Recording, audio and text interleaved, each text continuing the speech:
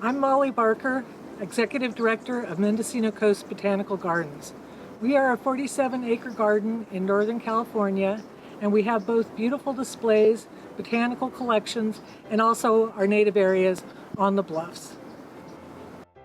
We live in a beautiful temperate region, so the gardens are able to accommodate many different kinds of plants. And that's part of our mission, is to grow, exhibit, and educate people about plants that can grow in this beautiful area. Hi, I'm Jamie, and we are at the Mendocino Coast Botanical Gardens.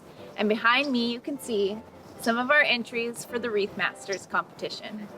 Every year we make wreaths, but this year we did a little something special with some native plants. Look at this wreath. It has coyote bush that's blooming, 3 kinds of manzanitas, local lichens, and red twig dogwood.